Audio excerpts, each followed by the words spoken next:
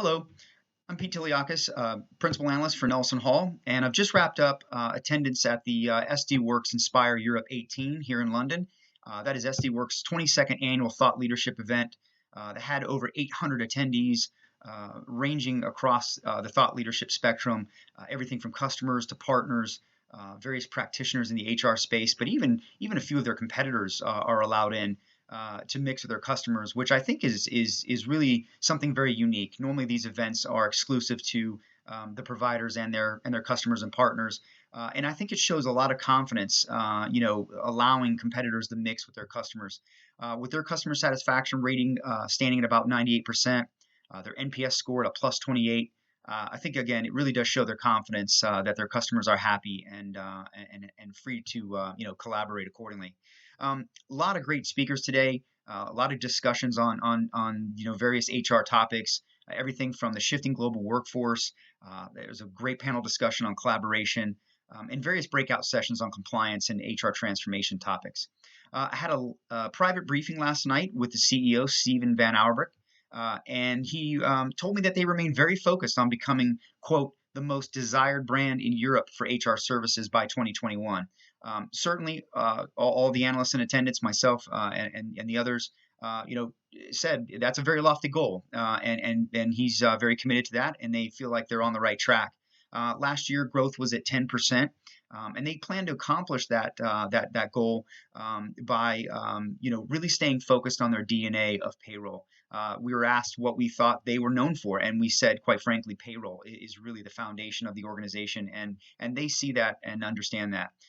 He said they're not focused right now on expanding to become a multi-process HR services provider. They really want to stay focused on core HR and payroll and wrap that with value-added HR services. So your cloud transformation, automation, artificial intelligence, analytics, and various niche services that complement the core HR and payroll services. A good example of that is the recent acquisition of VIO in Belgium. VIO, maybe I can't remember how they pronounce that. It's a temporary service firm which aligns to their plan of more gig worker support offerings. Longer term, they see themselves maybe even offering services to those gig and freelance workers, and maybe shifting some of their targeting from not just B2B services, but maybe a B2C, a business to consultant model, as they say. Certainly will obviously stay focused on regular businesses, but they really want to try and hit that freelance market and try to support them with some HR services as well. SD Worx is focused on Dayforce as a part of their Ceridian acquisition and partnership, and they're going to market, to service those mid-market multinationals. 60% of businesses in the UK they see are global, and so they feel like they're in a great position to support that market. They'll do that global work through the PSA, their Payroll Services Alliance, which now stands at 7 members, all of which were, I believe, in representation today at the event. They now cover 90 countries, and they're seeking to get over 100. They're also certified partners with Workday and SuccessFactors, so they're able to integrate their services and their products, with those leading platforms. They're very focused on Mauritius as their go-to offshore COE. They see a lot of value in that location from a cost and quality of hire perspective. They currently have 320 FTEs there. That'll be at 400 by the end of the year, and they'll grow that by 50% over the next 3 years.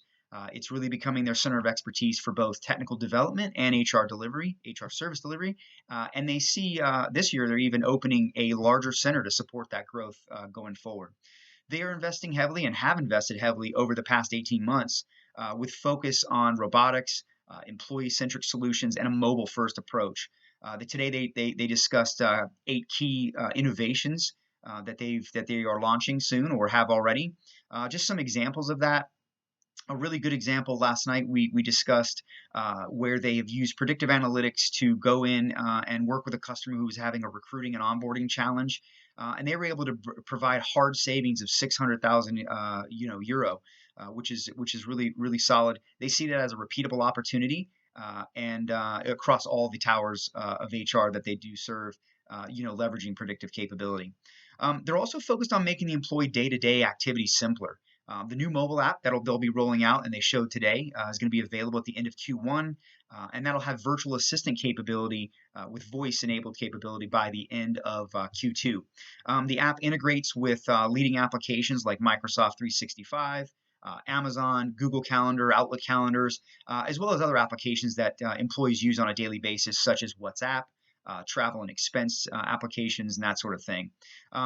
They also can support payslip views through that, documentation signing, meeting scheduling, reminders, scheduling vacation, booking travel, sorting through submissions of expenses as well, and even leveraging location features during trips that employees are on to track and submit expenses to make that much easier. They're also leveraging AI in payroll processing. They demonstrated that today from the view of the payroll manager reviewing some exceptions. They're also using in recruiting to help leverage predictive analytics to align candidates to roles based on current high performance success factors and organizational candidate attributes that they would want to align for within the organization's roles that are available. They showed a new dynamic pay slip, which I thought was interesting. It allows HR and payroll practitioners to drill into the details, make corrections, simulate that, and then complete processing in real time for payroll corrections and adjustments. So, quite something different. They're also looking at, or excuse me, rolling out a simpler, more purposeful dashboard for HR analytics. So, in the past, maybe they sort of thrown out all of these reports and options for customers. Now they've got something called mission control.